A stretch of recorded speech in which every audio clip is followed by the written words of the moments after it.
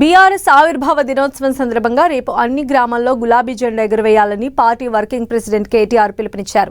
Party శ్రేణులతో KTR teleconference నిర్వహించారు. రేపు తెలంగాణ భవన్లో రాష్ట్ర స్థాయి ప్రతినిధుల సమావేశం జరుగుతుందని తెలిపారు. ఎండ తీవ్రతను దృష్టిలో ఉంచుకుని కేసీఆర్ ఆదేశాల మేరకు ఈసారి ప్లీనరీని కేవలం రాష్ట్ర కార్యవర్గ సమావేశానికే పరిమితం చేసినట్లు కేటీఆర్ తెలిపారు. ఈ సమావేశానికి రాష్ట్ర కార్యవర్గ సభ్యులు, ఎంపీలు, ఎమ్మెల్యేలు, ఎమ్మెల్సీలు, జిల్లా అధ్యక్షులతో పాటు మాజీ ప్రతినిధులు, కార్పొరేషన్ల మాజీ చైర్మన్లకు మాత్రమే ఆహ్వానం ఉందని పార్టీ స్పష్టం చేసింది. తెలంగాణ భవన్లో పరిమిత సంఖ్యలోనే ప్రవేశం ఉంటుందని, ఆహ్వానం ఉన్నవారు మాత్రమే హాజరు కావాలని, మిగిలిన నాయకులు, కార్యకర్తలు తమ తమ నియోజకవర్గాల్లోనే ఉండి వేడుకలను ఘనంగా నిర్వహించాలని కేటీఆర్ కోరారు.